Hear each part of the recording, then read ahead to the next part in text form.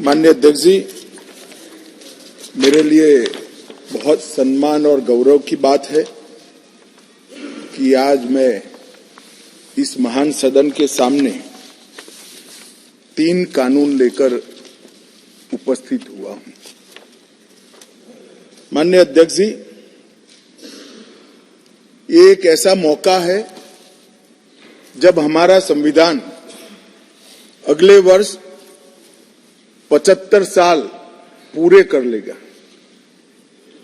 एक ऐसा मौका है जब अभी आपकी अध्यक्षता में ही इस संसद ने इस देश की मातृशक्ति को 33% आरक्षण सदनों में देकर कानून बनाने में इनकी हिस्सेदारी तय की है।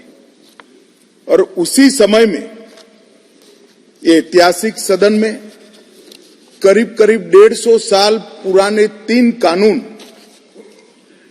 जो हमारी क्रिमिनल जस्टिस सिस्टम, आपराधिक न्याय प्रणाली को गवर्न करते हैं, वो तीनों कानूनों में पहली बार मोदी जी के नेतृत्व में भारतीयता, भारतीय संविधान और भारत की जनता का चिंता करने वाले बहुत आमूलचूल परिवर्तन लेकर मैं आया हूं। माननीय अध्यक्ष जी, इंडियन पिनल कोड, इसकी जगह जो इंडियन पिनल कोड 1860 में बना, उसका उद्देश्य ही दंड देना था, उसका उद्देश्य न्याय देना नहीं था। उसकी जगह भारतीय न्याय संहिता 2023 इस सदन की मान्यता के बाद पूरे देश में अमल में आएगी। माननीय अध्यक्ष जी, सीआरपीसी, क्रिमिनल प्रोसीजर कोड 1998, इसकी जगह भारतीय नागरिक सुरक्षा संहिता 2023 इस सदन की अनुमोदना के बाद अमल में आएगी। और इंडियन एविडेंस एक्ट 1872 की जगह भारतीय साक्ष्य विधेयक 2023 अमल में आएगा। कई लोगों को मैं इस बिल को स्टैंडिंग कमेटी को भेजने के बाद मिला हूं। आज तो यहां पर बोलने के लिए तो बैठे नहीं हैं, परंतु मुझे कहते क्या फर्क पड़ेगा। सुनते तो मालूम पड़ते कि फर्क क्या पड़ता। माननीय अध्यक्ष जी, एक बेजान मुर्दा पड़ा है और अगर उसमें आत्मा होती है तो जिंदा इंसान बनता है। इतना आमूलचूल परिवर्तन हमारी आपराधिक न्याय प्रणाली का के अंदर आना है। अध्यक्ष जी, आज मैं तलारी रंगैया से लेकर हेमाजी तक 35 सांसदों ने इसके अंदर अपने अपने विचार व्यक्त किए हैं।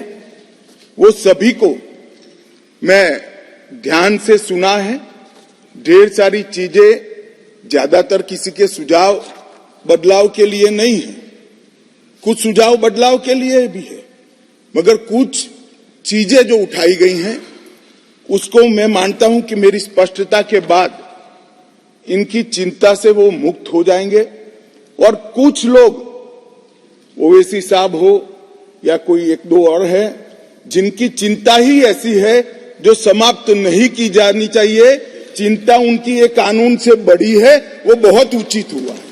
इसलिए ऐसी चिंता का मेरे पास कोई समाधान नहीं है, परंतु स्पष्टता से काफी सारी चीजें क्लियर हो जाएगी। और मैं 3 ऑफिशियल अमेंडमेंट लेकर भी आऊंगा जो मैं बाद में बताऊंगा। माननीय अध्यक्ष जी,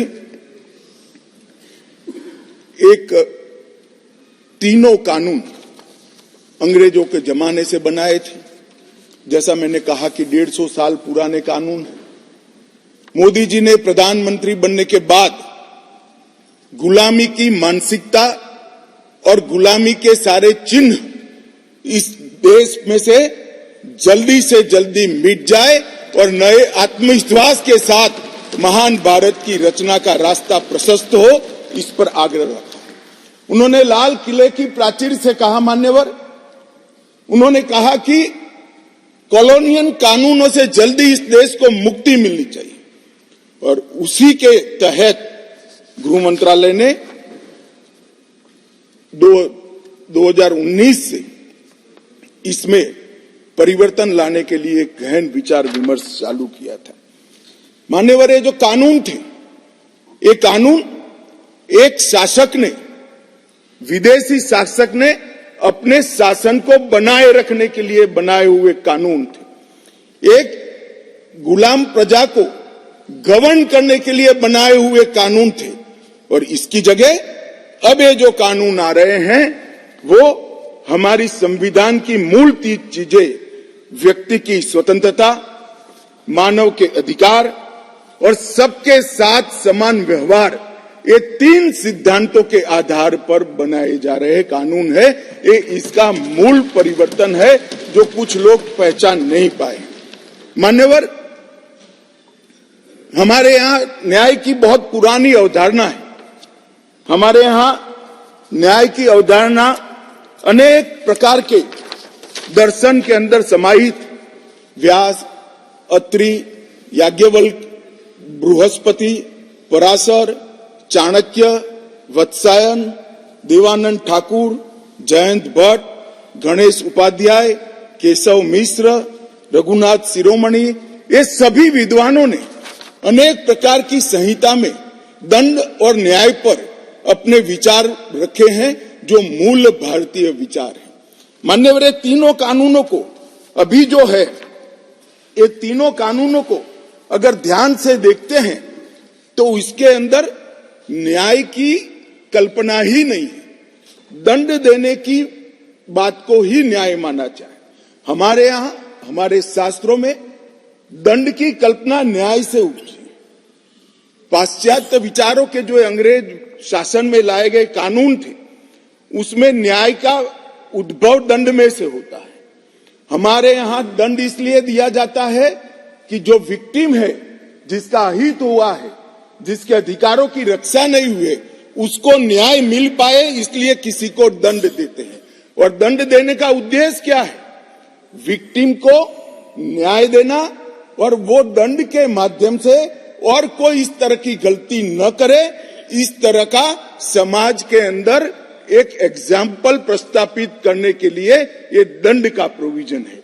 ये नए जो 3 कानून लेकर मैं आया हूं, वो मूल भारतीय न्याय के संहिता के आत्मा को प्रगटीकरण देने वाले कानून है और सच अर्थ में आजादी के इतने सालों के बाद मान्यवर पहली बार ये तीनों आपराधिक कानूनों का, अपराध की सिस्टम को चलाने वाले कानूनों का, क्रिमिनल जस्टिस सिस्टम को चलाने वाले कानूनों का पहली बार मानवीयकरण होगा।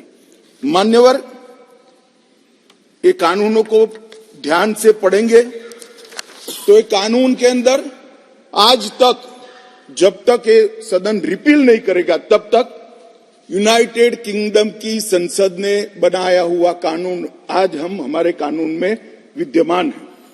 प्रांतीय अधिवेशन, वो भी अंग्रेजों के जब हम गुलाम थे तब का शब्द है। क्राउन के प्रतिनिधि का सम्मान, London Gazette, jury, Lahore court, United Kingdom of Great Britain and Ireland, Commonwealth, हर मेजेस्टी सरकार, लंदन गैजेट के जिक्र, ब्रिटिश क्राउन का दबदबा, इंग्लैंड के न्यायालय और हर मेजेस्टी रोमेनियन और बैरिस्टर शब्द प्रयोग का जिक्र आजादी के बाद भी 75 साल तक होता गया। मोदी जी के इस इनिशिएटिव ने हमारे तीनों कानून को एक गुलामी की मानसिकता और उसके चिन्हों से मुक्त कराया। मान्यवर, ये कानून जो बनाए थे, ढेर सारे लोगों ने कहा, कुछ सांसद मुझे पर्सनली भी मिले, वो समझ ही नहीं पाते थे कि फर्क क्या कर रहे हैं। मैंने कहा कि ये सब आपको समझना है तो सबसे पहले चैप्टर को समझिए। चैप्टर की अनुक्रमणिका देखेंगे तो ही मालूम पड़ जाएगा कि कानून इस देश के नागरिकों के लिए नहीं बने थे, कानून अंग्रेजों की राज की सुरक्षा के लिए। मान्यवर, अभी जो कानून हम रिपील करने जा रहे हैं, वो कानून में मानव वध और किसी महिला के साथ अत्याचार, उसके पहले सरकारी खजाने को लूटने की सजा, रेलवे की पटरी उखाड़ने की सजा और ब्रिटिश ताज के अपमान की सजा को रखा गया था। मानव वध तो बेचारा 302 नंबर पर बैठा बैठा अपनी राह देख रहा था। सुरक्षा प्रायोरिटी क्या थी? मानव वध नहीं थी, किसी महिला के साथ हुआ दुर्व्यवहार, अत्याचार को न्याय दिलाना नहीं था। प्रायोरिटी खजाने की रक्षा था, रेलवे की रक्षा था और ब्रिटिश ताज की सलामती रखना प्रायोरिटी थी। अब ये पूरा का पूरा बदलकर सबसे पहले महिलाओं और बच्चों के विरुद्ध को अपराध को प्रायोरिटी दी गई है। मानव शरीर पर प्रभाव डालने वाले विषयों को प्रायोरिटी दी है। उसके बाद में देश की सीमाओं की सुरक्षा को प्रायोरिटी दी है। उसके बाद में सेना, नौसेना, वायुसेना के संबंधित अपराधों को लिखा गया है। उसके बाद इलेक्ट्रोल अपराधों को लिखा गया है। उसके बाद सिक्के, करेंसी नोट, बैंक नोट और सरकारी स्टैंप के साथ छेड़खानी को लिया गया है और उसके बाद ब्ला ब्ला ब्ला बाकी सारी चीजें आती हैं।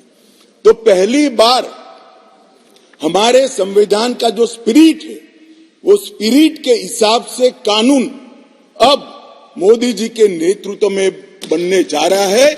मुझे गौरव है कि तीनों कानूनों को 150 साल के बाद बदलने का और वो बिल को पायलट कर इस सदन में लाने का गौरव मुझे प्राप्त हुआ है। मान्यवर, जो कहते थे कि हम नहीं समझते हैं, मैंने कहा कि अगर मन खुला रखोगे और मन भारतीय रखोगे तो समझ में आ जाएगा।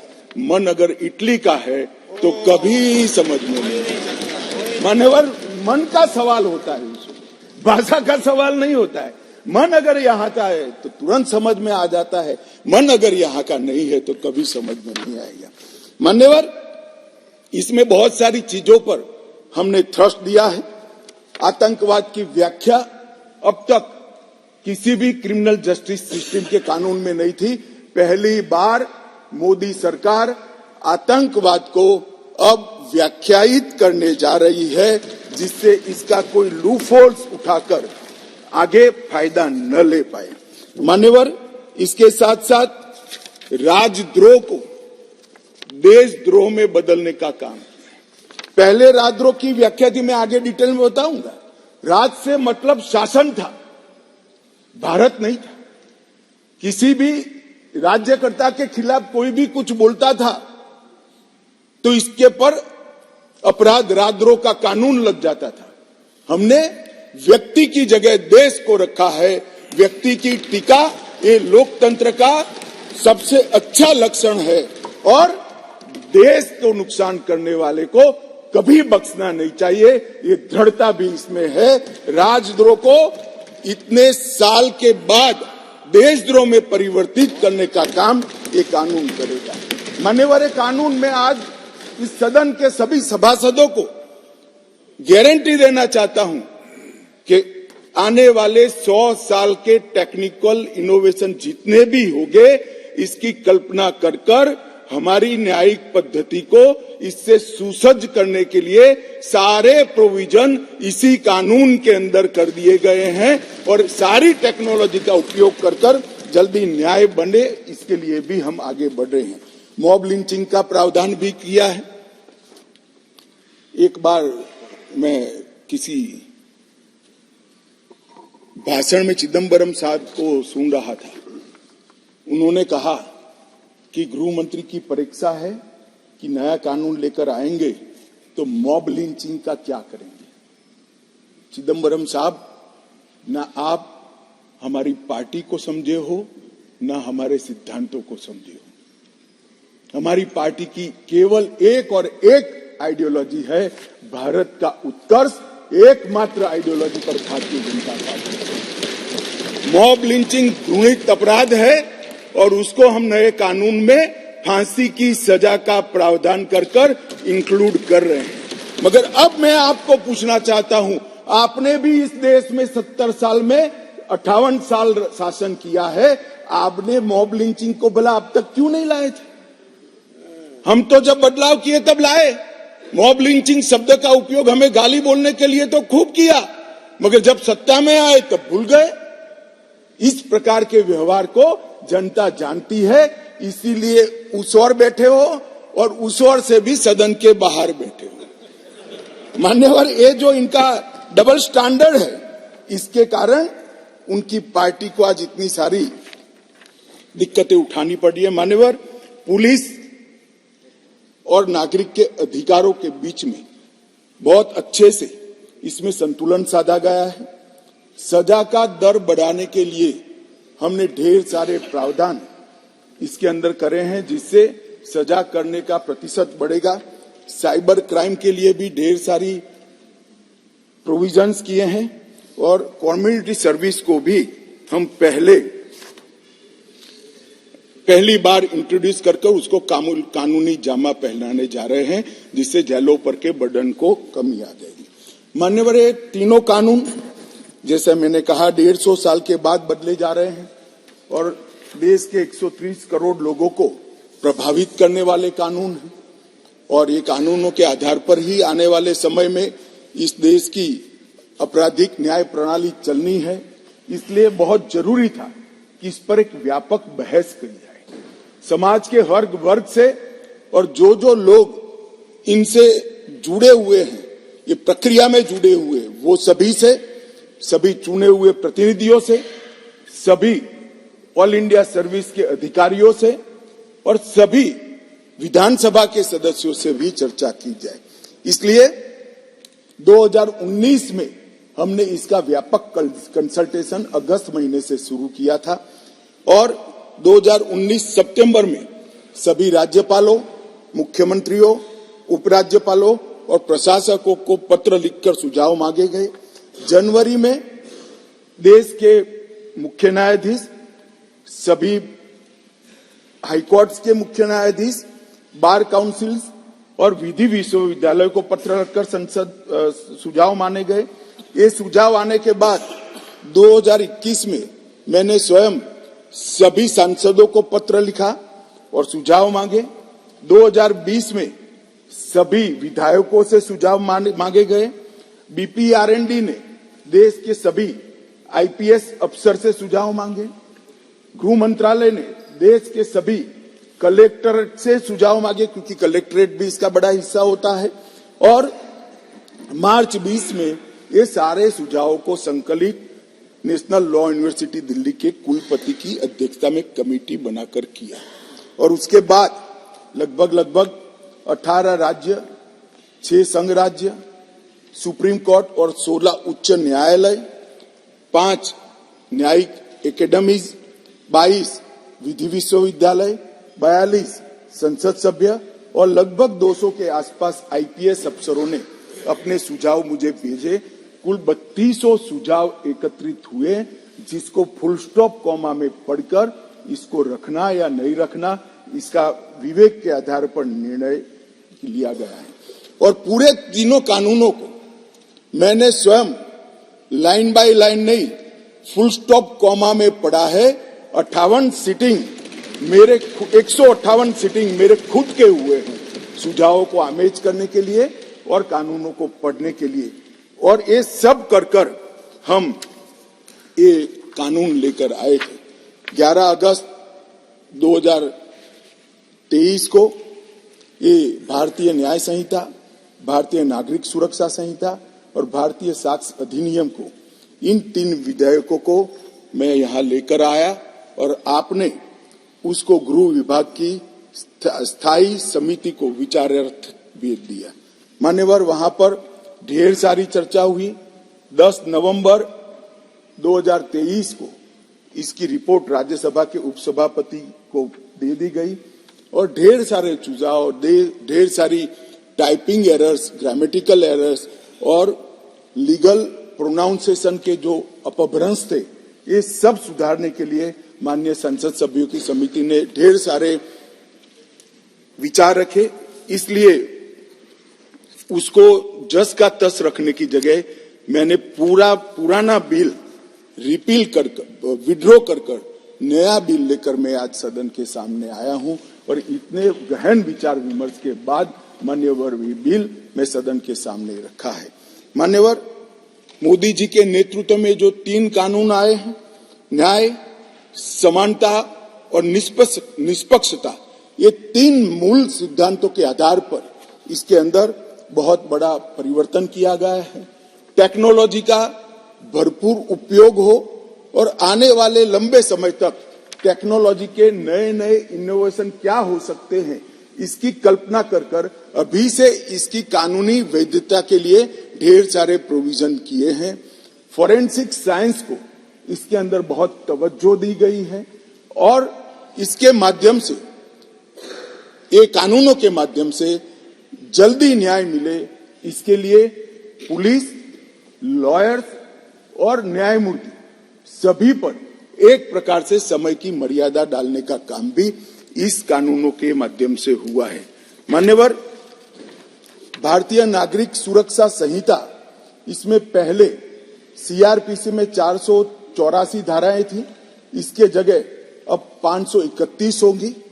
177 धाराओं में बदलाव किया गया है, 9 नए जोड़े गए हैं, 39 नए सबसेक्शन जोड़े गए हैं, 44 नए प्रोविजन और स्पष्टीकरण जोड़े गए हैं, 35 सेक्शन में टाइमलाइन जोड़ी गई है और 14 धाराओं को निरस्त कर हटा दिया गया है।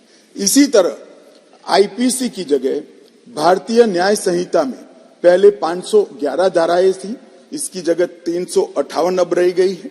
21 नए अपराधों को जोड़ा गया है, 41 अपराधों में कारावास की अवधि को बढ़ाया गया है, 82 अपराधों में जुर्माना बढ़ाया गया है, 25 अपराधों में अनिवार्य न्यूनतम सजा शुरू की गई है, 6 अपराधों को सामुदायिक सेवा का दंड, कम्युनिटी सर्विस का पेनल्टी देने का काम किया गया है और 19 धाराओं को निरस्त कर दिया गया है और भारतीय साक्ष्य अधिनियम एविडेंस एक्ट को 167 धाराएं थी, इसकी जगह 170 धाराएं बनी हैं। 24 धाराओं में बदलाव किया गया है, 2 नई धाराएं, 6 उप धाराएं जोड़ी गई हैं और 6 धाराओं को हटाने का काम भी करा गया है। मान्यवर, मैं आज इस सदन को कहना चाहता हूं कि 2014 में नरेंद्र मोदी सरकार आने के बाद, एक लंबे अरसे बाद, अटल जी की सरकार ने भी ये प्रयास किया था, परंतु एक मिलीजुली सरकार थी, कई प्रकार की इसमें कठिनाइयां भी आती थी, मगर लंबे समय के बाद 2 बार इस देश की जनता ने ऐसी सरकार चुनी जिस सरकार ने अपने पूरे मैनिफेस्टो को अक्षरशः लागू करने का काम किया है और जिस मैनिफेस्टो को मैंडेट किया है इसको लेकर फिर से जनता के सामने जाएगी। हमने कहा था हम धारा 370 और 35 से हटा देंगे, हट गई। हमने वादा किया था आतंकवाद, उग्रवाद और के खिलाफ जीरो टॉलरेंस की नीति सरकार बनाएगी और सुरक्षा कर्मियों को फ्री हैंड देंगे, हमने दिया। इसके कारण 3 हॉटस्पॉट, जम्मू कश्मीर, वामपंथी उग्रवादी क्षेत्र और उत्तर पूर्व में हिंसक घटनाओं में 63% की कमी आई है और मृत्यु में 73% की कमी आई है और पूर्वोत्तर से 70% से ज्यादा क्षेत्र से अपसपा को हटा लिया गया है। जिन्होंने अपने एजेंडा में रखा था कि हम अपसपा हटाएंगे, वो ऐसी स्थिति का निर्माण नहीं कर पाए। हमने नहीं रखा था, अपसपा को हटाया नहीं है, परंतु हमने इसके अमल को रिस्ट्रिक्ट करने में सफलता प्राप्त करी है क्योंकि वहां कानून और व्यवस्था की परिस्थिति ठीक हो गई।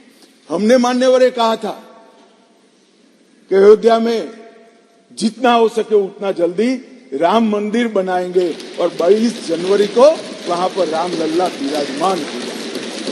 ये नरेंद्र मोदी सरकार है, ये नरेंद्र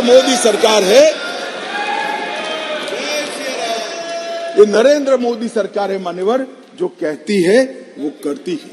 मान्यवर, हमने कहा था संसद और विधानसभा में महिलाओं को 33% आरक्षण देंगे।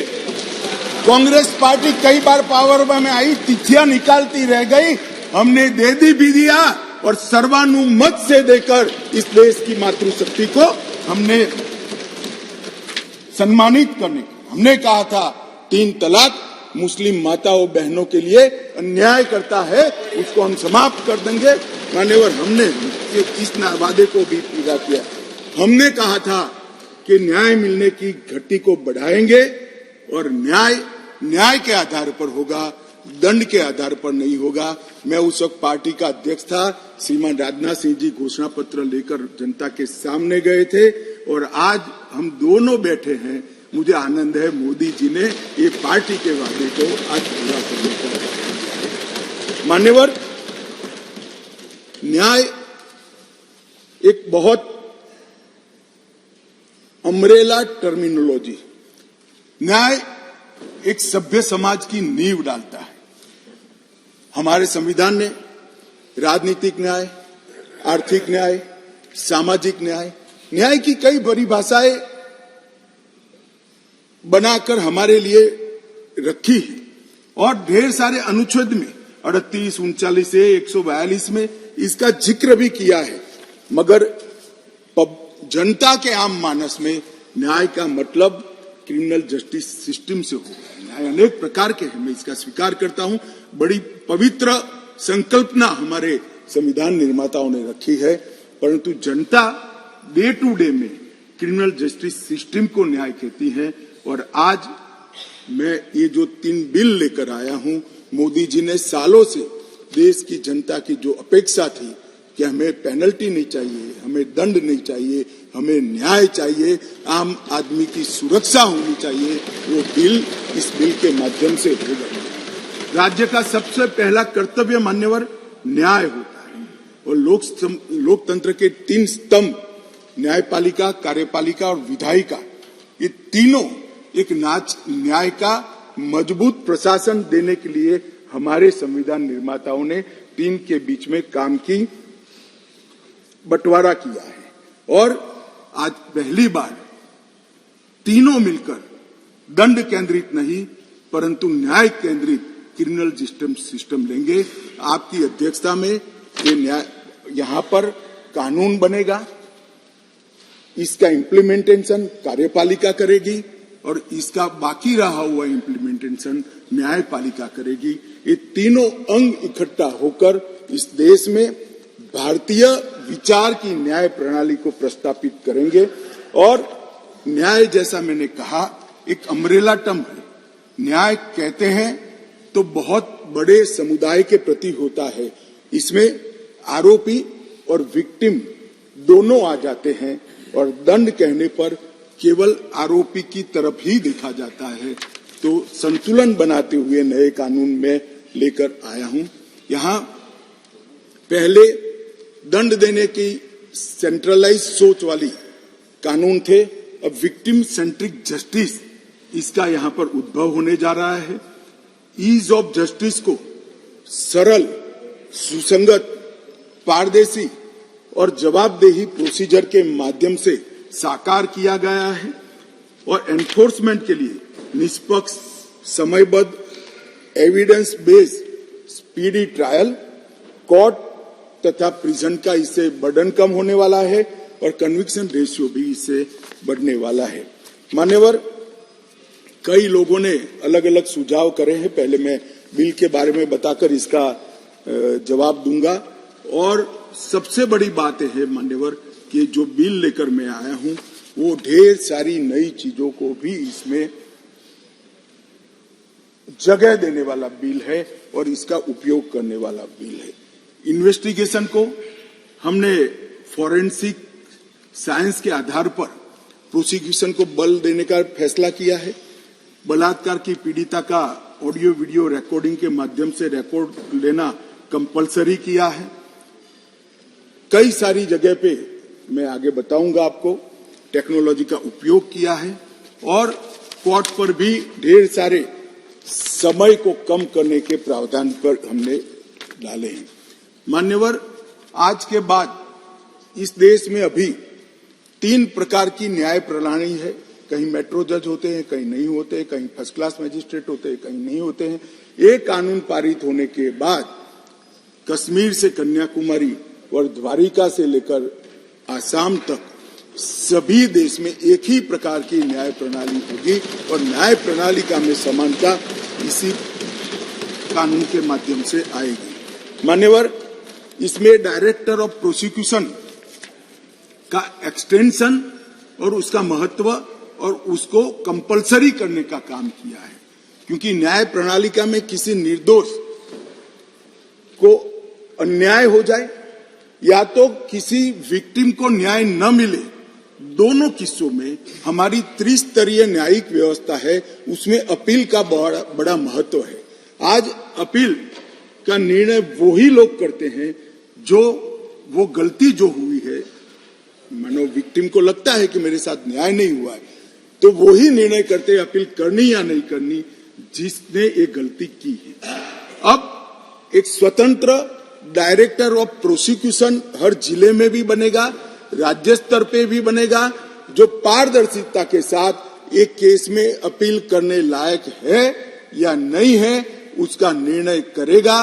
उसमें पुलिस का और प्रोसिक्यूटर का केवल और केवल अभिप्राय होगा, निर्णय एक तटस्थ प्रणाली का होगा जिसको डायरेक्टर ऑफ प्रोसिक्यूशन के नाम से यहाँ इंट्रोड्यूस किया गया है।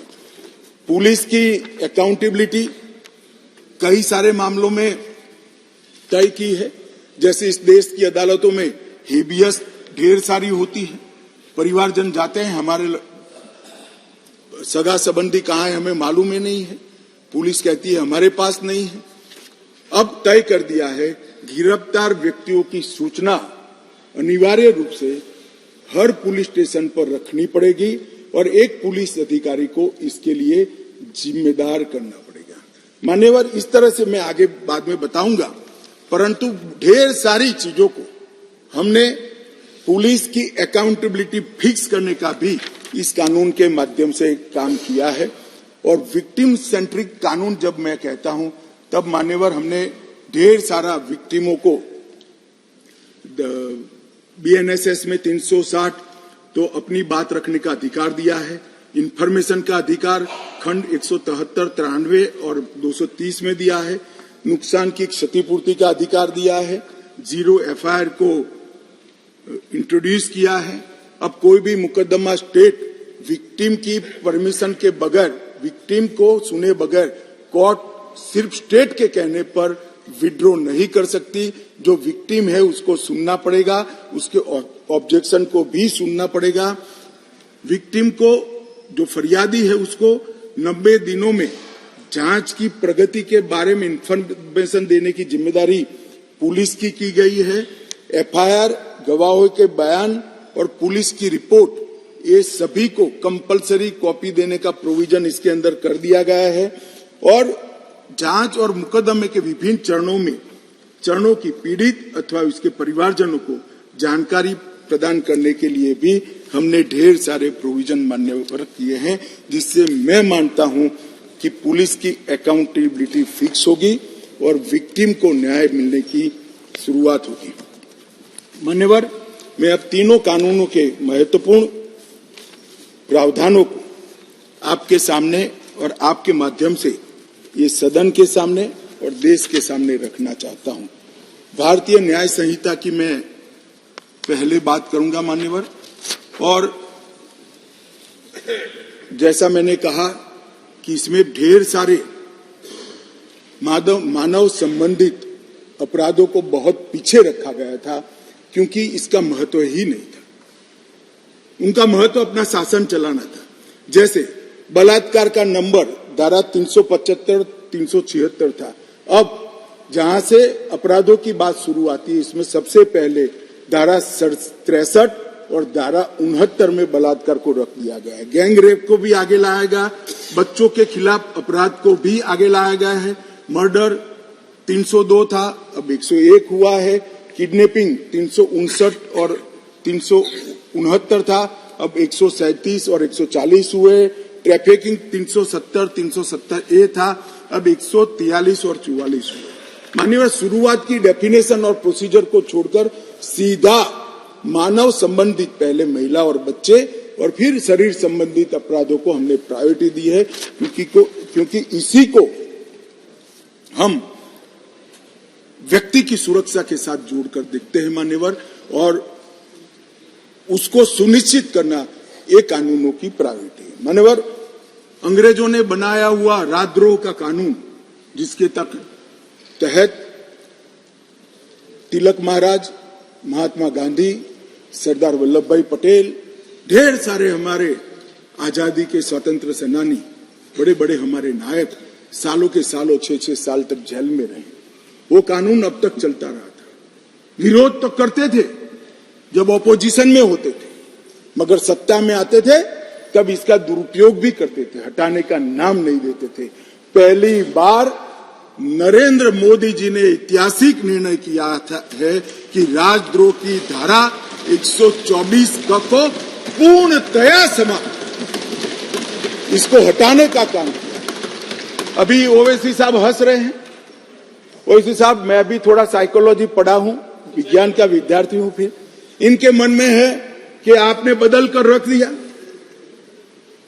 मान्यवर, मैं कहना चाहता हूं, हमने राजद्रोह की जगह देशद्रोह की स्थिति रखी।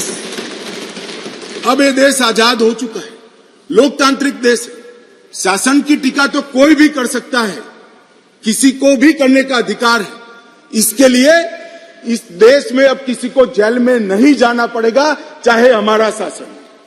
मैं फर्क समझाता रहा हूं, जो बड़े कटाक्षमय तरीके से ओवैसी साहब हंस रहे इसलिए, मगर इस देश के खिलाफ कोई बोल नहीं सकता, इस देश के हितों को कोई नुकसान कर नहीं सकता। इस देश के झंडे, इस देश की सीमाएं, इस देश के संसाधनों के साथ अगर कोई खिलवाड़ करेगा तो निश्चित रूप से उसको जेल में जाए, और जेल में जाना चाहिए। मानिए, ये हमारी सरकार का ट्रस्ट है। इस देश की सुरक्षा किसी भी की सुरक्षा से सबसे ऊपर होनी चाहिए, सुप्रीम होनी चाहिए, सबसे पहले राष्ट्रपति। इसलिए जो लोग राजद्रोह हटाकर हम देशद्रोह की धारा लाए हैं, इनको अपने विचारों के कपड़े पहनाने का प्रयास करते, इसलिए मैं इस पर डिटेल में बात करता हूं।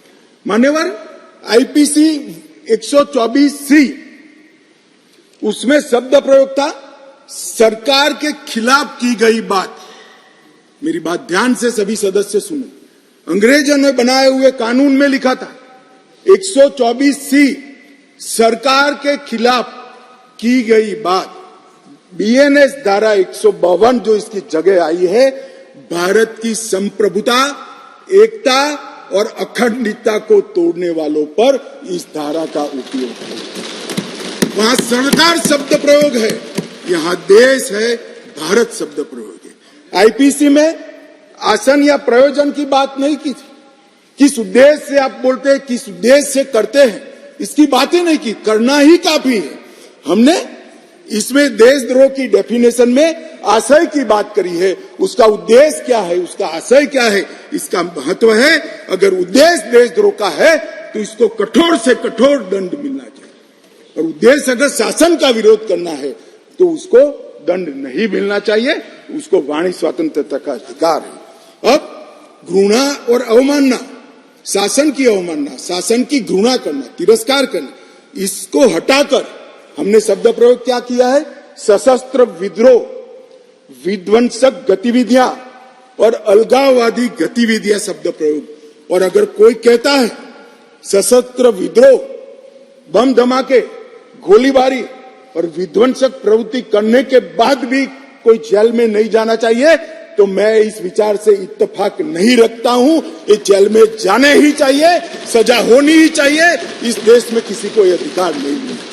मान्यवर, मैं इसलिए कहता हूं कि कुछ लोग ये नए इनिशिएटिव को अपना कलर देने का प्रयास कर रहे हैं, मगर आपका कलर, आपकी सोच, आपके विचार, आपकी नजर आपको मुबारक हो। हम तो संविधान की स्पिरिट को लेकर आगे चलने वाले लोग हैं। देश के खिलाफ जो कुछ करेगा उसको जरूर सजा होगी, ऐसा कानून में होना चाहिए। मान्यवर, आज मैं इतना ही कहना चाहता हूं कि हजारों स्वतंत्र सेनानी जो राजद्रोह की कलम के तहत अपने जीवन के सुवर्ण काल जेल में काटे, देश को आजादी दिलाने के लिए, अंग्रेजों को देश में निकालने के लिए, आज नरेंद्र मोदी सरकार के इनिशिएटिव से इनके आत्मा को एक प्रकार से जरूर संतुष्टि मिलेगी कि आजाद भारत में आज ये अन्यायी प्रोविजन को मान्यवर, हमने महिलाओं और बच्चों की सुरक्षा के लिए भी ढेर सारे प्रोविजन किए हैं। मान्यवर, भारतीय न्याय संहिता में एक नया चैप्टर महिलाओं और बच्चे के प्रति अपराध का हमने ऐड किया है। इस विधेयक में 18 वर्ष से कम उम्र की महिला के बलात्कार से संबंधित प्रोविजन में हम बदलाव कर रहे हैं।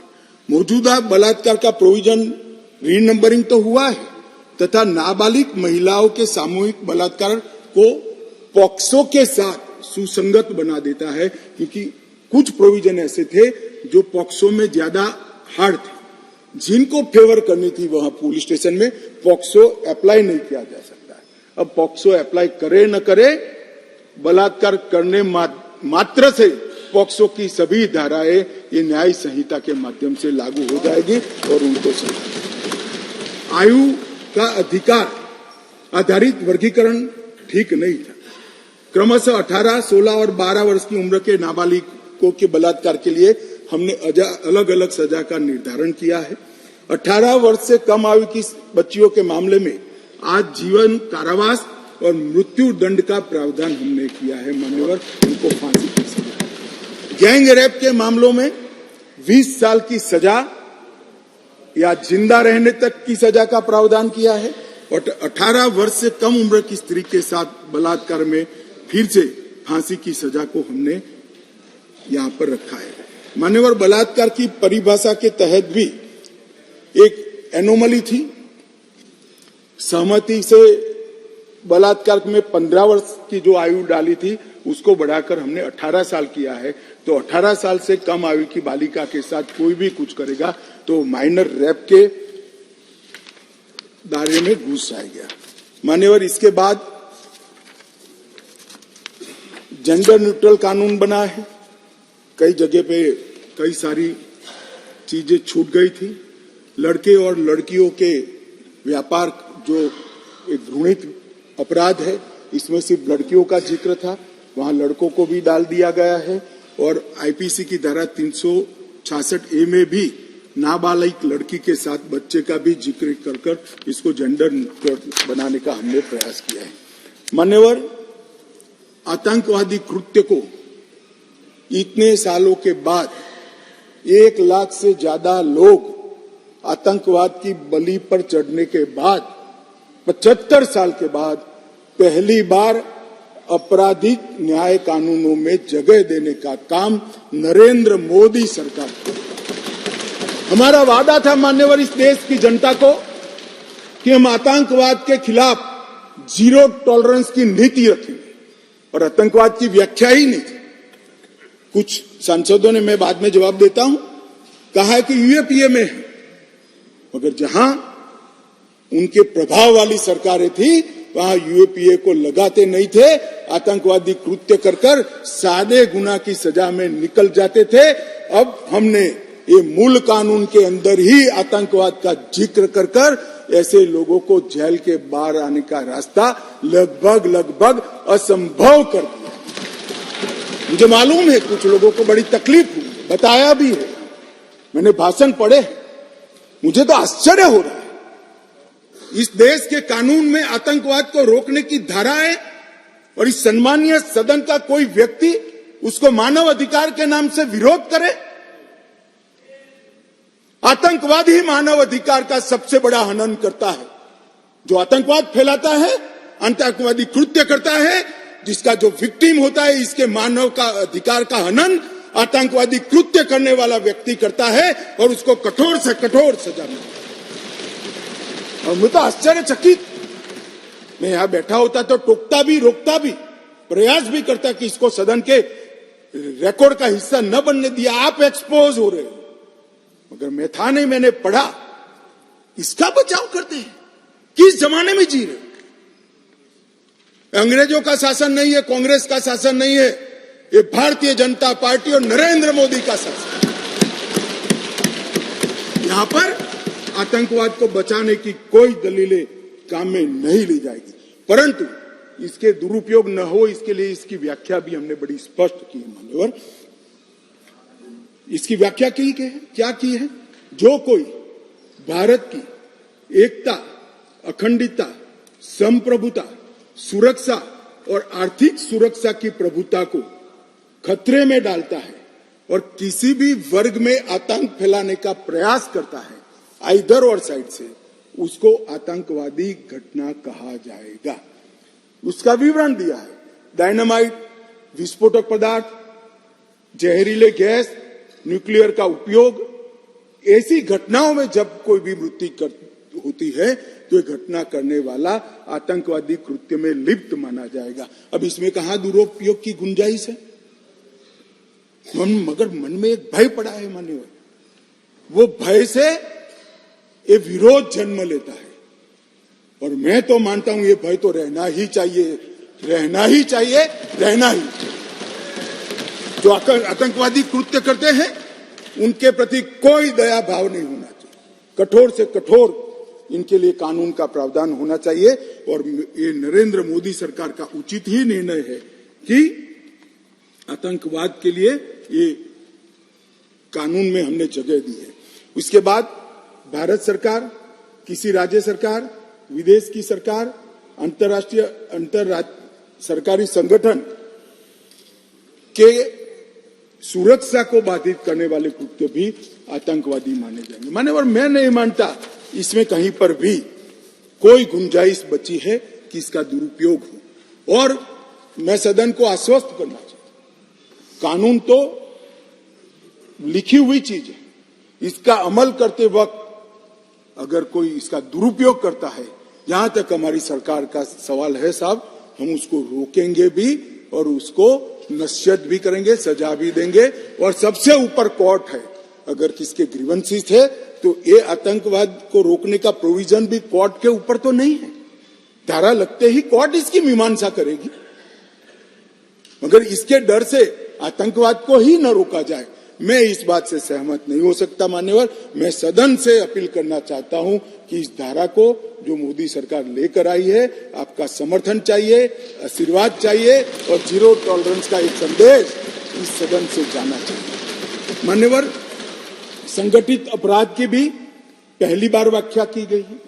कई राज्य और राज्यतर गैंगे संगठित अपराध करती हैं, इसके लिए कोई विशेष कानून नहीं था। इसके अंदर हमने साइबर अपराध को, आर्थिक अपराध को, भूमि हत्याना को, हथियारों की व्यापार को, डकैती को और मानव लोगों की तस्करी करने, व्यक्तियों की मानव तस्करी में, ये सभी को इसके अंदर रखा है। आर्थिक अपराध की भी हमने व्याख्या की है।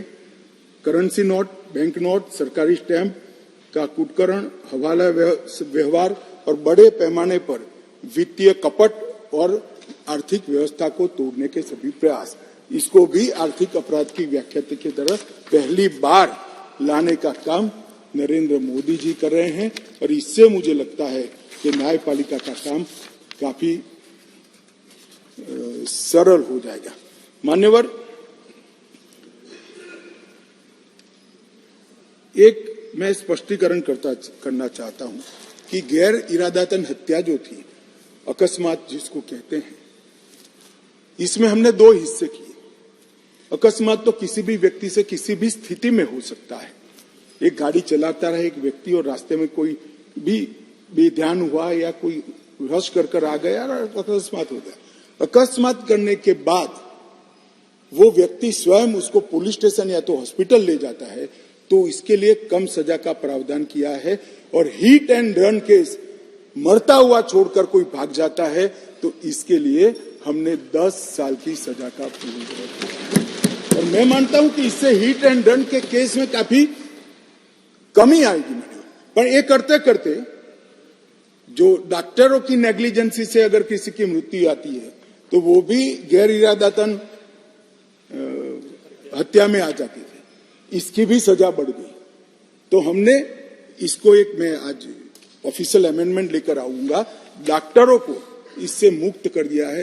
इंडियन मेडिकल एसोसिएशन ने मेरे सामने रजूआत करी थी, हमने इसको मुक्त करने का प्रावधान किया। मान्यवर, मॉब लिंचिंग का नया प्रावधान हम लेकर आए हैं। नस्ल, जाति, समुदाय या किसी शंका के आधार पर एक टोला एकत्रित होकर किसी को मार देता है तो उसमें मैक्सिमम फांसी तक की सजा की है। स्नैचिंग के लिए कोई कानून नहीं था, चैन स्नैचिंग होते थे, मोबाइल होते थे और अलग अलग धाराओं में अंत में कानून के गैप का फायदा उठाकर वो छूट जाते हैं। स्नैचिंग के लिए भी हमने कानून लाया है। और मान्यवर, गंभीर चोट का जो कानून था इसमें भी हमने 2 डिवीजन करे हैं। किसी के सर पर लाठी मार दी, इंजर्ड हुआ तो उसको सजा तो होनी चाहिए, परंतु लाठी मारने के कारण वो ब्रेन डेड हो गया या अपाहिज हो गया तो इसकी सजा इतनी नहीं होनी चाहिए। तो संपूर्ण अपाहिजता या तो ब्रेन डेड के केस में हमने 10 साल तक का कठोर दंड देने का प्रावधान किया है, इसको सेपरेट किया है। मान्यवर, गंभीर चोट का जो खंड 117 है उसमें 10 साल की उम्र कैद का हमने प्रावधान किया है। इसके अलावा भी ढेर सारे बदलाव किए हैं मान्यवर, मैंने प्रमुख बदलाव भी आपके सामने।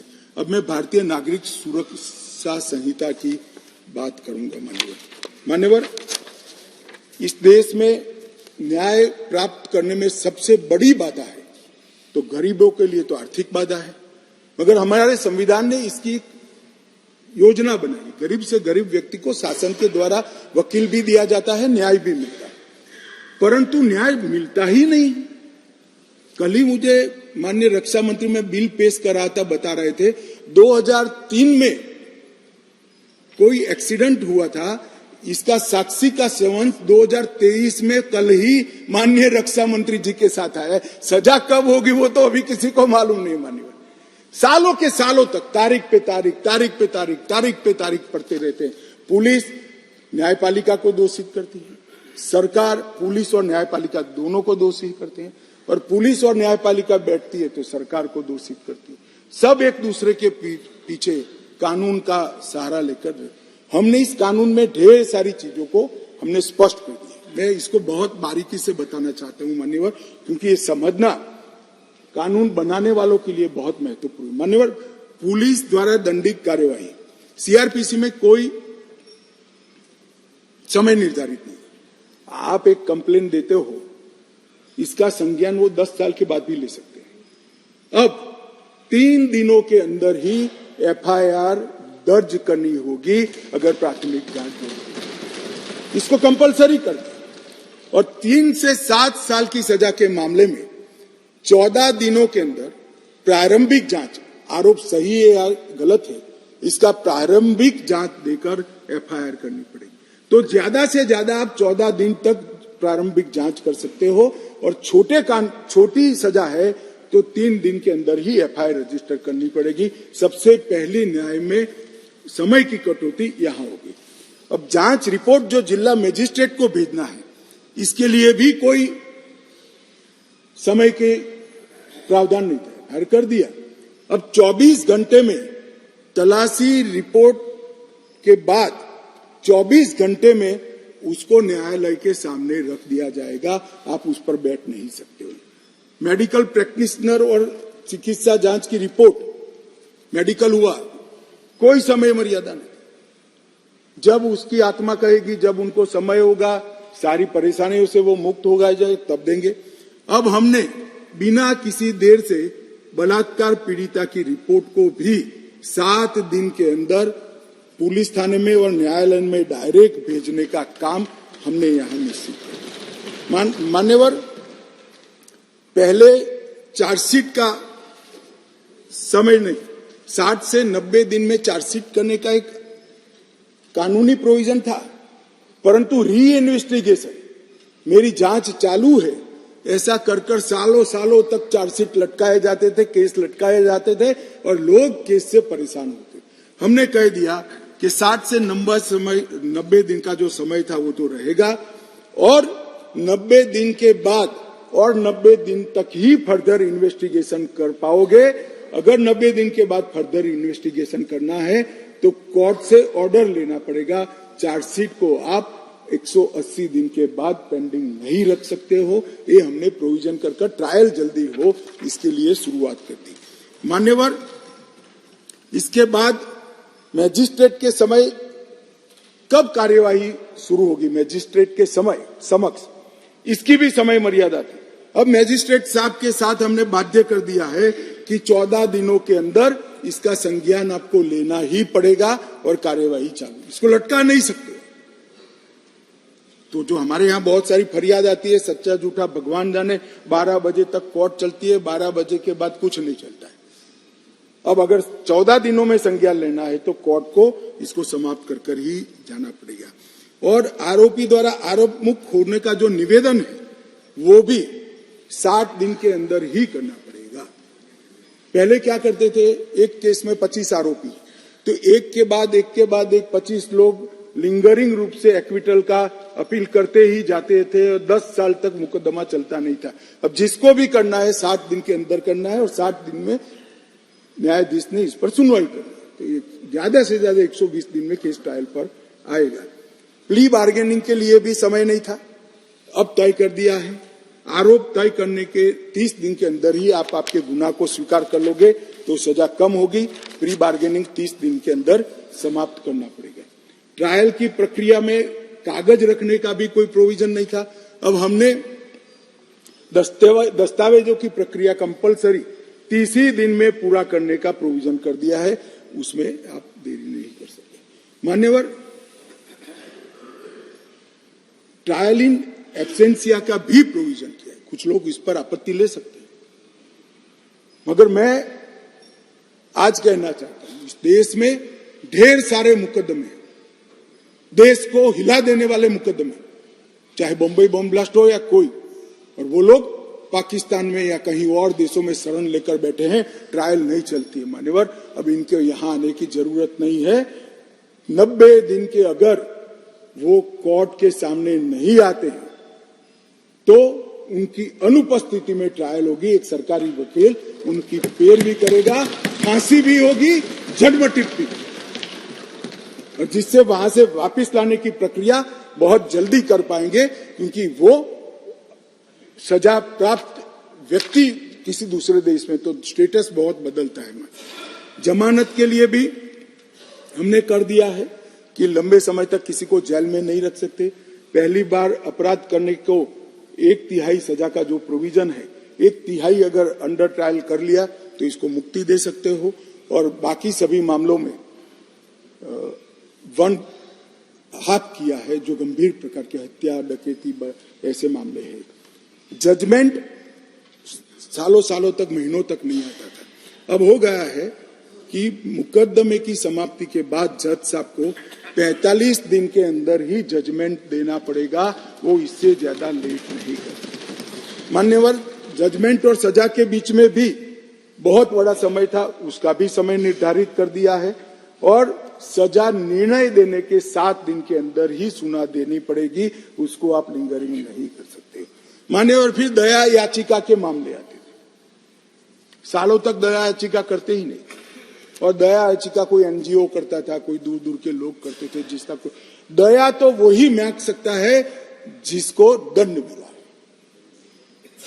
दया मांगने का अधिकार और किसी को नहीं। मान्यवर, उच्चतम न्यायालय की अपील खारिज करने के 30 दिन के अंदर ही दया की अर्जी करनी पड़ेगी, बाद में आपको इसका अधिकार नहीं रहेगा। राज्यपाल, सरकार, सबके लिए यस और नो कहने का समय का प्रावधान भी इसमें हमने मान्यवर तय कर दिया। महिलाओं की सुरक्षा के लिए भी इसमें ढेर सारे प्रावधान किए। मान्यवर, ई-एफआईआर से अगर किसी को सबसे बड़ा राहत मिलने वाला है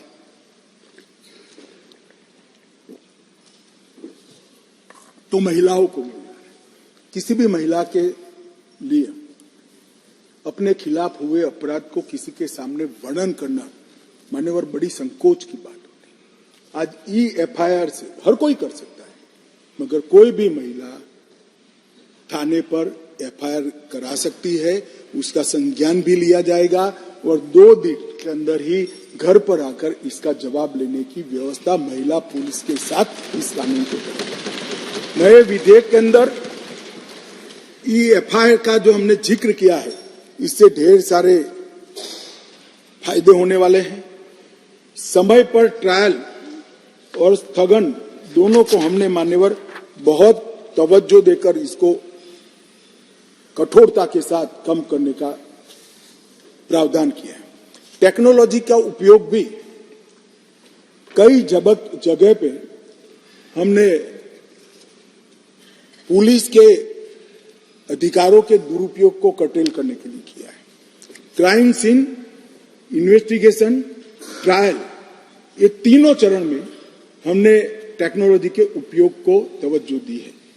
पुलिस जांच में पारदर्शिता और जवाबदेही इससे निश्चित रूप से सुनिश्चित तो होगी ही होगी, परंतु सबूतों की गुणवत्ता में भी सुधार होगा। विक्टिम और आरोपी दोनों के अधिकारों की रक्षा होगी। मान्यवर, FIR से केस डायरी से चार्जशीट, वहां से जजमेंट तक की पूरी प्रक्रिया को डिजिटलाइज करने का हमने कानूनी प्रावधान इस कानून के अंदर लेकर आए। एविडेंस, तलाशी और जब्ती तीनों में वीडियो रिकॉर्डिंग की हमने कंपलसरी प्रोविजन किया है। कोई भी घर पे जाकर पुलिस जब्ती करती है तो उसका वीडियो रिकॉर्डिंग किया जाएगा, एविडेंस कलेक्ट करते हो उसका भी हो जाएगा और तलाशी का भी हो जाएगा। इससे कोई किसी को फ्रेम करने की संभावनाओं पर बहुत बड़ी कमी आ जाएगी। और बलात्कार के मामले में भी पीड़ित का बयान कंपलसरी करने का निर्णय नरेंद्र मोदी सरकार ने किया है। वो लेना ही पड़ेगा, ऑनलाइन बयान लेना पड़ेगा, इसका रिकॉर्डिंग करना पड़ेगा, जिससे वगदार आदमी आने के बाद वो बयान को बदलवा नहीं सकता। दूर दूरस्थ के गांवों में बयान तो ले लीजिए जाते हैं, मगर जब मालूम पड़ता है कि बलात्कार किसने करा है तो बयान को बदल भी दिए जाते हैं। अब ऑनलाइन बयान लेना है और इसकी 3 कॉपी 3 जगह पे, एक हॉस्पिटल में, एक पुलिस थाने पर और एक न्यायाधीश के यहाँ 24 घंटे में पहुंचानी है, जिससे बदलने में बहुत बड़ी दिक्कत होगी। मान्यवर, इसके साथ साथ हमने फोरेंसिक के उपयोग को भी बहुत महत्व दिया है। दुनिया भर के अदालतों का अगर विश्लेषण करते हैं तो हमारे यहाँ सजा कराने का दर बहुत कम है। इसको अगर बढ़ाना है तो साइंटिफिक एविडेंस पर थ्रस्ट देना पड़ेगा। इसलिए ये बिल के अंदर क्वालिटी ऑफ इन्वेस्टिगेशन में सुधार करने के लिए इन्वेस्टिगेशन साइंटिफिक पद्धति से हो इसलिए और 90% का कन्विक्शन रेट का लक्ष्य रखते हुए हमने एक प्रावधान किया है कि 7 साल से ज्यादा सजा जिस गुना में है वो सभी में FSL टीम के विजिट को कंपलसरी कर दिया गया है, जिससे FSL की विजिट। मान्यवर, कई लोग कहते हैं कि कब होगा, मैं बताता हूं। नरेंद्र मोदी सरकार टुकड़े टुकड़े में नहीं चलती।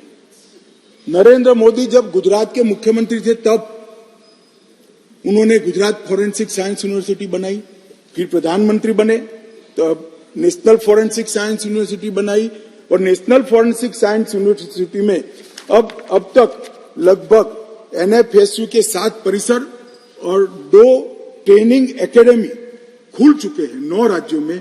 और 5 साल के बाद मैं देश की जनता को आश्वस्त करना चाहता हूं, हर साल 35,000 फॉरेंसिक एक्सपर्ट यहां से बाहर निकलेंगे जो इस हमारी रिक्वायरमेंट को। तब तक हमने फॉरेंसिक मोबाइल वान का भी प्रोविजन कर दिया है और फॉरेंसिक को आउटसोर्स करने के लिए भी रूल्स बनाए हैं मान्यवर। और दिल्ली में इसका ये जो 7 साल वाला प्रोविजन है इसका ट्रायल भी शुरू हो गया है और बहुत उत्साहजनक परिणाम हमें मिले हैं मान्यवर। और इसको तभी राज्यों द्वारा नोटिफाइड कर दिया जाएगा जब राज्य के अंदर फॉरेंसिक इंफ्रास्ट्रक्चर संपूर्ण रूप से बन जाएगा। इसमें हमने पुलिस स्टेशन, तहसील, जिला और पूरा राज्य चारों को नोटिफाइड करने की योजना बनाई है। मानो एक शहर में फॉरेंसिक की व्यवस्था हो गई तो वो शहर को नोटिफाइड कर सकते हैं, कंपलसरी हो जाएगा। एक क्षेत्र में हो गई तो क्षेत्र में करेंगे, एक जिले में हो गई तो जिलों को करेंगे और जब सब समाप्त हो जाएगा तब पूरे राज्य को नोटिफाइड करेंगे और इसका माध्यम से सजा कराने की बहुत बड़ी क्षमता प्रोसिक्यूशन की बढ़ेगी। मान्यवर लगभग 2000 करोड़ रुपया भारत सरकार ने इसके लिए राज्यों को दिया है और 30 राज्य और संघ क्षेत्रों ने इसका काम भी चालू कर दिया है और हम 6 अत्याधुनिक सेंट्रल फॉरेंसिक साइंस लेबोरेटरी भी बना रहे हैं। मान्यवर, जीरो एफआईआर, कई लोग कहते हैं कि जीरो एफआईआर पहले से थी, लेना कंपलसरी नहीं था। आपको कोई भी व्यक्ति ना बोल सकता था, इसकी कोई कानूनी धारा भी नहीं थी जिससे इसकी पुष्टि हो जाए।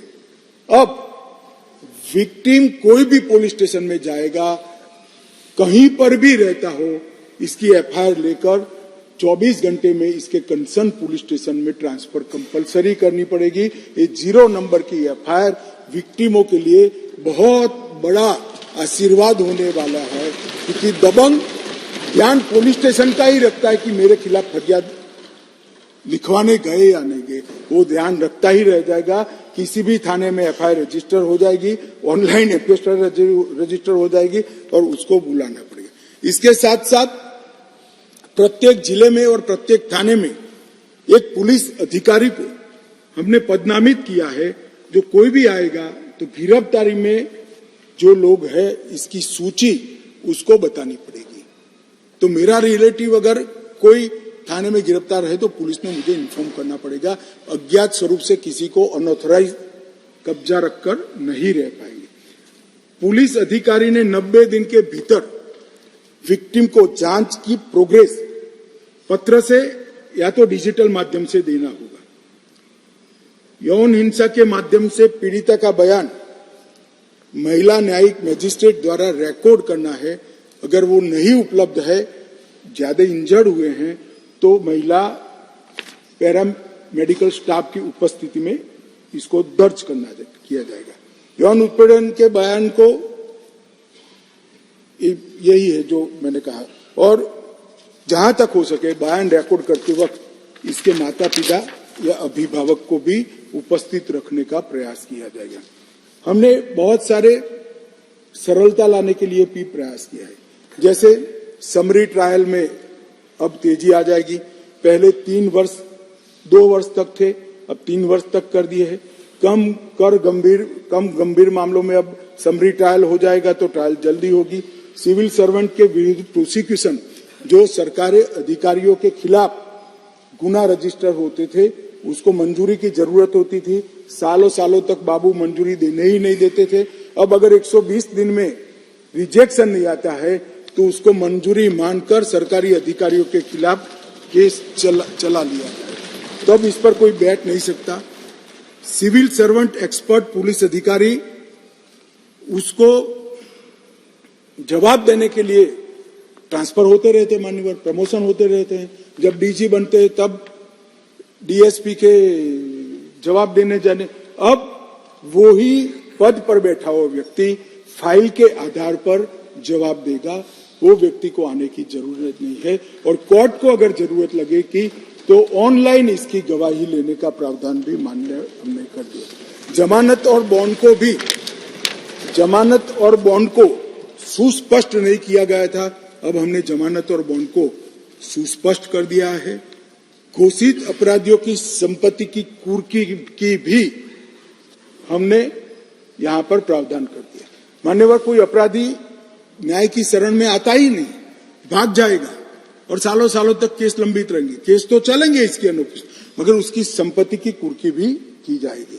और प्रोक्लेम्ड ऑफेंडर घोषित करने के लिए 10 वर्ष या अधिक की सजा या आजीवन कारावास या मृत्युदंड, इसको प्रोक्लेम्ड ऑफेंडर घोषित किया जाएगा।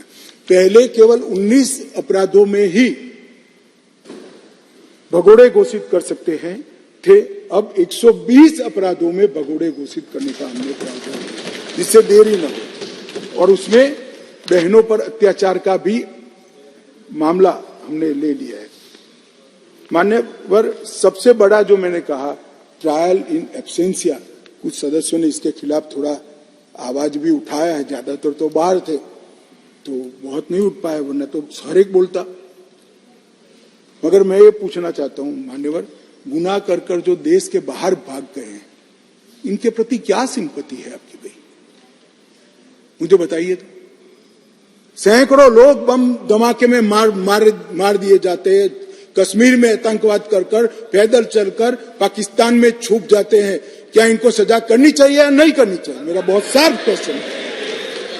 क्या सिंपैथी है आपकी इसकी?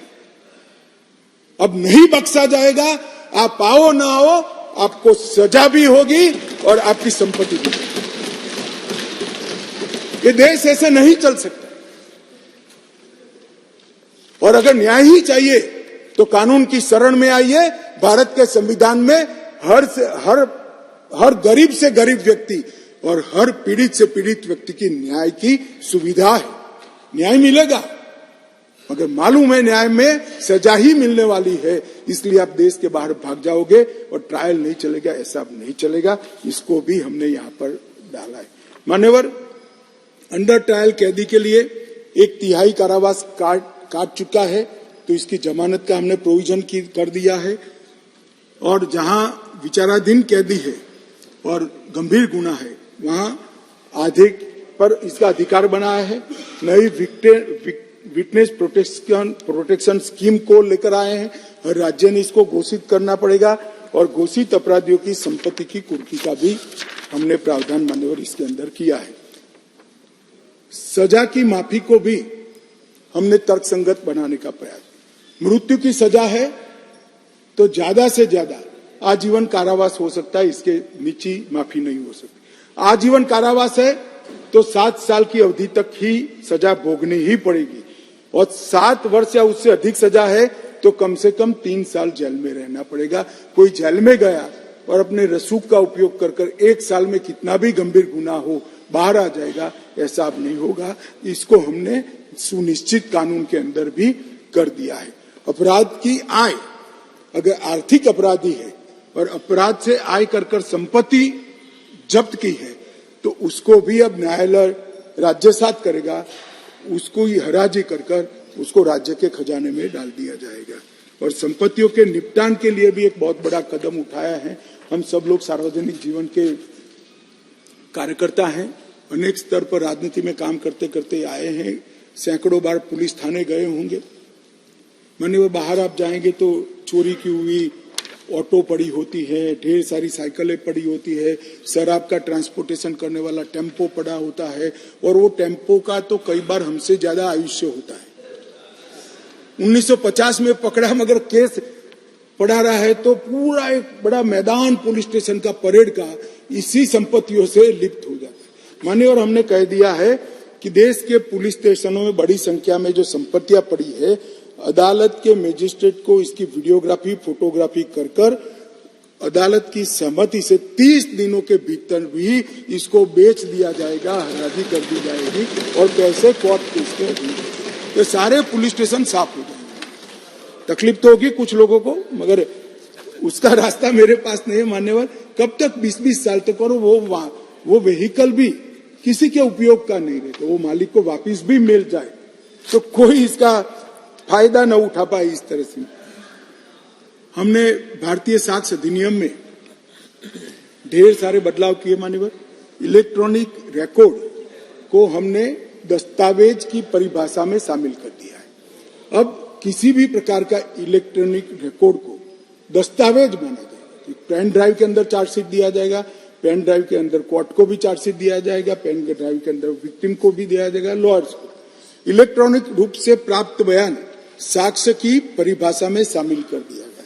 इलेक्ट्रॉनिक और डिजिटल रिकॉर्ड को प्राथमिक साक्ष्य के रूप में मानने के लिए अधिक मानक जोड़े गए हैं और इसकी उचित कस्टडी, स्टोरेज, ट्रांसमिशन और ब्रॉडकास्ट, इसके लिए भी कानूनी जामा पहनाकर एक प्रक्रिया सुनिश्चित कर दी गई है।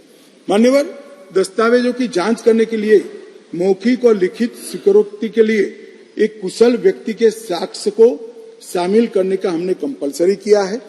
इलेक्ट्रॉनिक या डिजिटल रिकॉर्ड की कानूनी स्वीकार्यता अब पहली बार कोर्ट में कोई चैलेंज नहीं कर पाएगा और इलेक्ट्रॉनिक साक्ष्य जमा करने के लिए प्रमाण पत्रों को भी अनुसूची में जोड़ दिया गया है। माननीय, इसके लिए हमने ढेर सारी भय स्थानों के लिए भी बड़ी एक्सरसाइज की।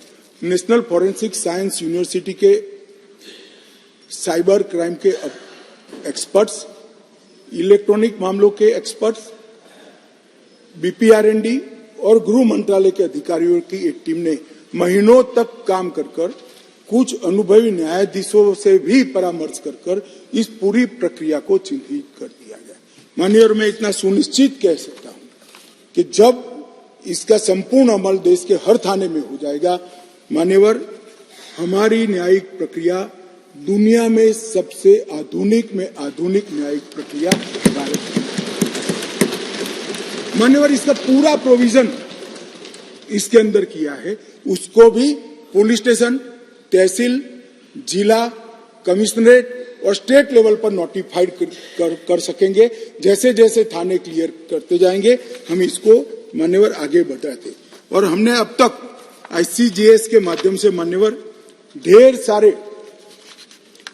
सारे पुलिस स्टेशन 97% पुलिस स्टेशनों को कंप्यूटराइज करने का काम समाप्त कर दिया है।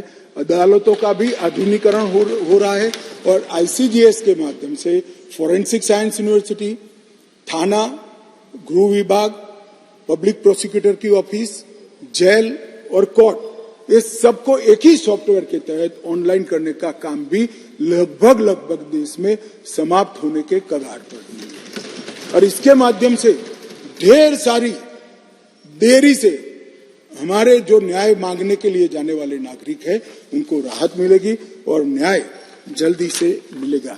माननीय, इसके साथ हमने स्मार्टफोन, लैपटॉप, मैसेजेस, वेबसाइट और लोकेशनल साक्ष्य को सबूत की परिभाषा में शामिल किया है। आरोपियों, विशेषज्ञों, पीड़ितों इलेक्ट्रॉनिक माध्यम से कोर्ट के सामने उपस्थित होने की अनुमति दी है और इलेक्ट्रॉनिक या डिजिटल रिकॉर्ड को स्वीकृतता को इसकी एनफोर्समेंट करने के लिए भी पूरी प्रक्रिया को हमने कानून के अंदर जगह दे दी है। और इसके माध्यम से एफएसएल यूनिवर्सिटी उचित समय पर इसमें जो नई तकनीक आती जाएगी इसको भी समाहित करने का सुझाव समय समय पर देती जाएगी, इसको हम समाहित करेंगे। मान्यवर, चर्चा में कुछ सदस्यों ने अलग अलग प्रकार के सवाल उठाए। एक तो पहले ही मैंने जवाब दिया, आतंकवादी कृत्य के लिए यूएपीए अगर उपलब्ध है तो फिर इसमें आतंकवादी कृत्य का समाहित करने का क्या तर्क है। मान्यवर, एक आतंकवादी कृत्य के लिए एक ही जगह गुना रजिस्टर होगा, करने वालों को डरने की जरूरत नहीं है, दो कानून अप्लाई नहीं होंगे, मगर कई जगह पे आतंकवादी कृत्य होने के बाद यूएपीए लगाते नहीं है और सीआरपीसी में आज तक आतंकवाद की व्याख्या ही नहीं थी और बचकर निकल जाते थे। उनके बचने के सारे रास्ते इस कानून के माध्यम से हमने बंद कर दिए और मुझे मालूम नहीं पड़ता इसमें आपत्ति क्या है। आपत्ति सिर्फ संसद में रखनी नहीं चाहिए, इसके आशय भी बताने चाहिए। ये आपत्ति दर्ज कर हम किसको बचाना चाहते हैं। मान्यवर, बीएनएस के 69 के खंड में पहचान छिपाने का दुरुपयोग किया जा सकता है, ऐसा एक आशंका व्यक्त किया। मैं इसके लिए कहा कि उन महिलाओं को सुरक्षा प्रदान की गई है जो शादी के झूठे वादों की वजह से व्यक्ति की पहचान छिपाना चाहते हैं। इसमें और कोई बच नहीं पाएगा, मैं सदन को आश्वस्त करना। मान्यवर, एक आया कि दया की याचिका मामले में थर्ड पार्टी को अधिकार देना चाहिए। मैं बिल्कुल खिलाफ।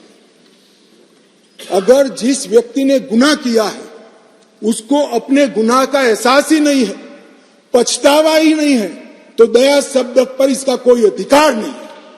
जिसको गुनाह कर अगर पछतावा नहीं होता है उसको दया का कोई अधिकार नहीं है।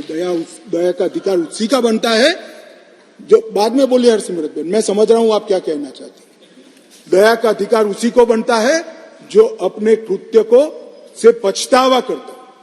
कोई व्यक्ति आतंकवादी कृत्य करेगा और जेल में जाएगा और फिर कहेगा कि मैं तो नहीं मांगता, मेरी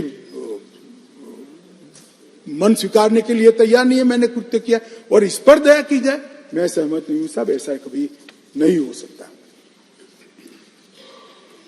एक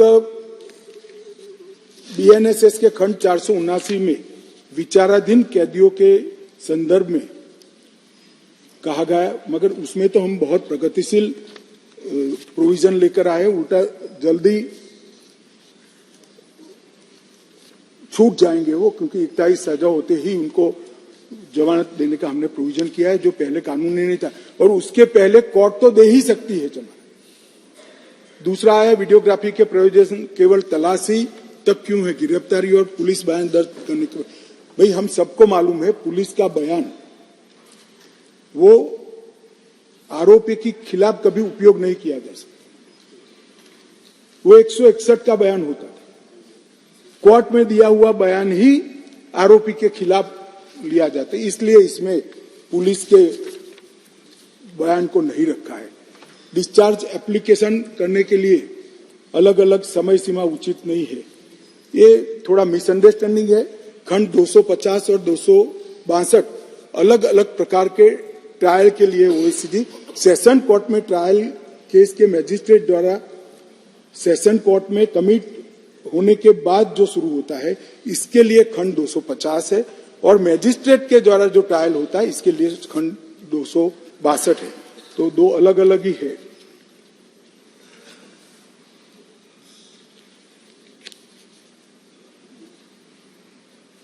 एक माननीय सदस्य ओवैसी जी ने कहा था क्लॉज 187 में हिरासत की अवधि को पूरे डिटेंशन पीरियड तक बढ़ाया गया है, जो यूएपीए से अधिक सख्त है। थोड़ा मिसअंडरस्टैंडिंग है, टोटल कस्टडी 15 डेज की ही होगी, मगर पहले 7 दिन पुलिस पूछताछ करती है, कोई अस्पताल में जाकर जमा हो गया तो 15 दिन समाप्त हो जाए।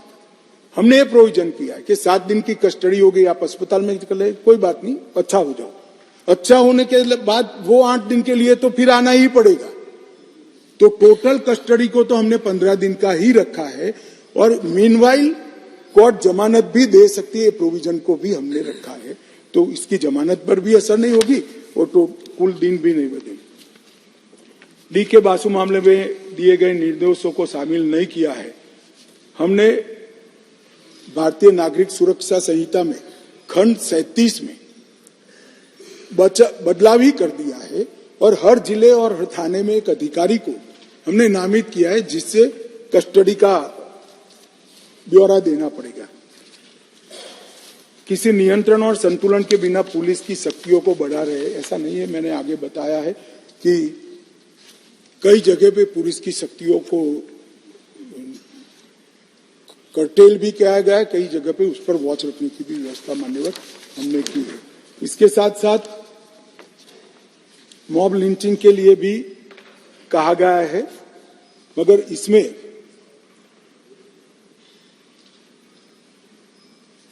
सब प्रकार के गुनाह को 5 से ज्यादा लोग इकट्ठा होकर अगर किसी की हत्या या उसको घायल करने का काम करते हैं, उसको हर प्रकार के गुनाह को इसके अंदर शामिल किया जाए। राजद्रोह का तो मैंने जवाब दे ही दिया है मान्यवर। इसके बाद भर्तृहरि मेहताब जी ने 2-3 प्रोविजन किए थे, मगर क्लॉज 152 और संगठित अपराध 111 और ये दोनों को जब बिल फिर से पेश किया गया है, इसमें बदलाव कर ही आपके सुझाव बिल के बदलाव में हमने समाहित किया गया है।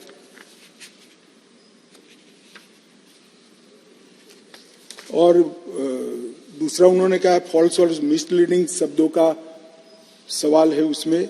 इसको मैं मानता हूं कि गलत सूचना फैलाने के मामले को भी इसके अंदर समाहित करना चाहिए, उस दृष्टि से हमने इसको समाहित किया है मान्यवर। और एक प्रकार से इसके दुरुपयोग न हो, इसके लिए भी हमने ढेर सारे प्रोविजन और चेक बैलेंस इसके अंदर रखने का प्रयास किया है। हरसिमरत बहन ने पुलिस हिरासत के बारे में क्या, इसका मैंने जवाब दे ही दिया है। पुलिस स्टेट बन जाएगा, कोई पुलिस स्टेट हमारे शासन है तब तक नहीं बनेगा। मैं पूरे सदन को आश्वासन देना चाहता हूं, पुलिस स्टेट से बाहर आने के लिए कानून आए हैं, पुलिस स्टेट बनाने के लिए ये कानून नहीं आए।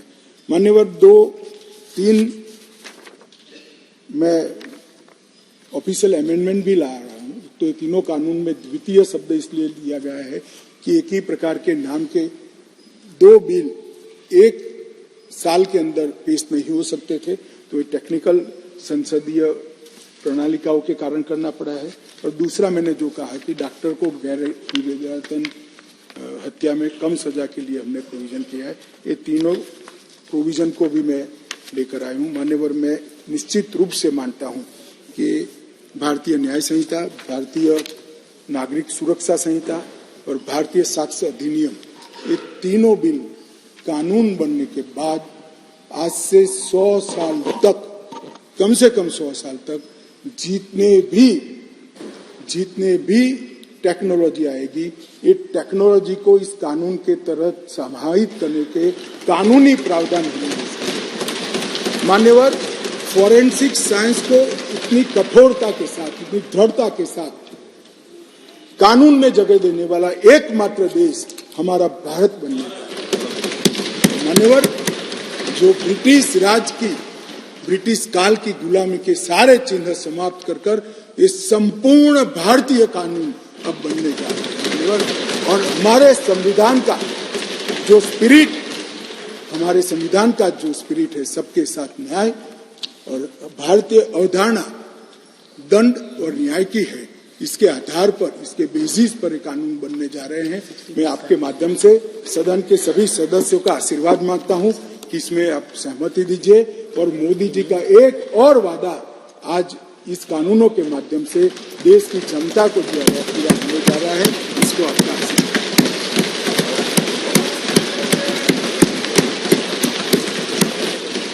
बोलिए।